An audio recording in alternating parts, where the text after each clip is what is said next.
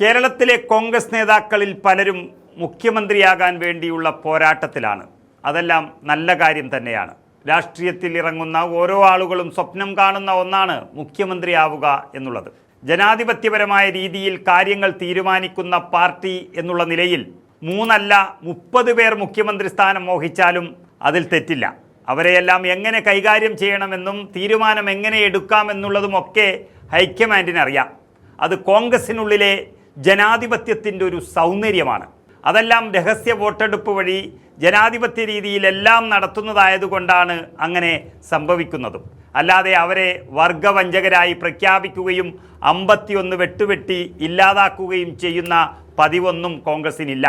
എന്നാൽ ഇവിടെ ജനാധിപത്യ രീതിയിൽ നടത്തിയ രഹസ്യ സ്വഭാവം ആണ് പ്രധാനമായിട്ടുള്ളത് എന്നിരിക്കെ തിരുവനന്തപുരത്ത് റോഡുകളിൽ പോലും വോട്ട് ചെയ്തവരുടെ ലിസ്റ്റുമായുള്ള കടലാസുകൾ ഇപ്പോൾ പാറി നടക്കുകയാണ്. അതിൽ KPCC അധ്യക്ഷൻ സണ്ണി ജോസഫിൻ്റെ പിന്തുണ, KC വേണുഗോപാലൻ എന്ന് വ്യക്തമാകുന്ന ലിസ്റ്റും പുറത്തു വന്നതിലുണ്ട്. AICC നിരീക്ഷകനായി വന്ന മുകുൾ വാസ്നിക്കിൻ്റെ കയ്യിലെ MLA-മാരുടെ അഭിപ്രായം രേഖപ്പെടുത്തിയ ലിസ്റ്റാണ് ഇങ്ങനെ പുറത്തു വന്ന് പാറി നടക്കുന്നത്.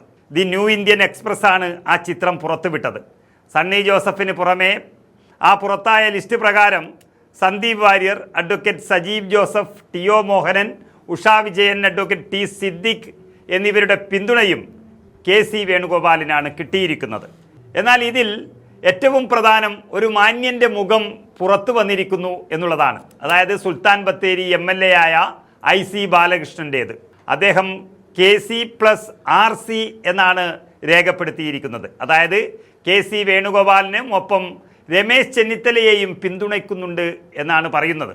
ഇന്നലെ വരെ രമേശ് ചെന്നിത്തലയുടെ ഗ്രൂപ്പിന് വേണ്ടി ചരട് വലിച്ച് ബാക്കിയുള്ള MLA-മാരെയെല്ലാം പോയി ചെന്നിത്തലയ്ക്ക് വേണ്ടി അനുകൂലമായി വോട്ട് ചെയ്യണമെന്ന് അഭ്യർത്ഥിച്ച വ്യക്തി നേരെ തെരഞ്ഞെടുപ്പ് ദിവസം ചെന്നിത്തല മാത്രമല്ല KCയും ഇവിടെ മുഖ്യമന്ത്രിയാകണം എന്ന് പറയുമ്പോൾ അദ്ദേഹത്തിന് തന്നെ ഒരു നിലപാടില്ല എന്നുള്ളതാണ് അതിൽ നിന്നും വ്യക്തമാകുന്നത്. ഇവിടെ ഓടി നടന്ന് വോട്ട് പിടിച്ചത് രമേശ് ചെന്നിത്തലയെ വെറുപ്പിക്കാൻ കഴിയാത്തത് കൊണ്ട് എന്നുള്ളതും, ഇനി ദില്ലിയിൽ നിന്നും വന്ന നിരീക്ഷകന്മാർ ഈ കടലാസ് കൊണ്ടുപോയി ദില്ലിയിൽ വേണുഗോപാലിന് കാണിക്കുമെന്നും അപ്പോൾ തൻ്റെ പേര് ചെന്നിത്തലയ്ക്ക് സപ്പോർട്ടായി കണ്ടാൽ KC പിണങ്ങും എന്ന് വിചാരിച്ചാണ് 2 പേരെയും സുഖിപ്പിക്കാൻ വേണ്ടി ഇങ്ങനെ ഒരു പണി ചെയ്തത്.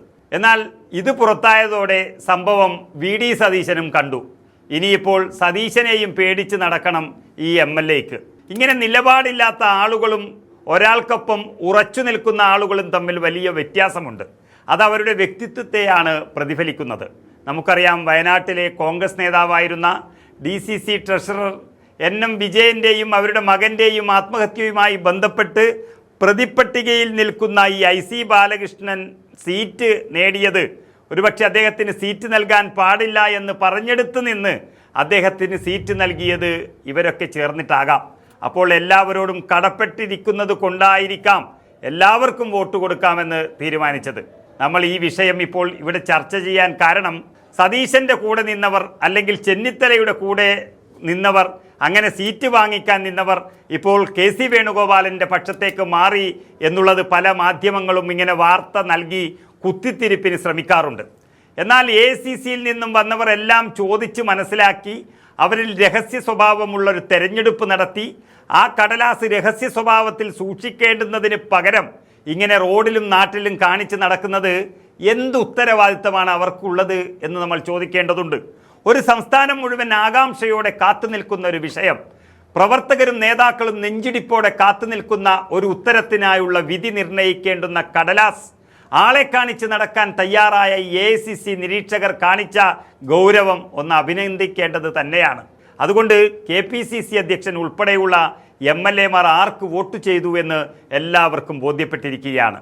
അത് കൂടുതൽ വിഭാഗീയതയ്ക്കാണ് ഇനി കാരണമായിരിക്കുന്നത്. കോൺഗ്രസ് MLA-മാർ നടത്തിയ വളരെ സൗന്ദര്യമുള്ള ജനാധിപത്യ പ്രക്രിയയുടെ വില കളഞ്ഞത് ഈ AICC നിരീക്ഷകൻ തന്നെ എന്നുള്ളതിൽ യാതൊരു സംശയവുമില്ല.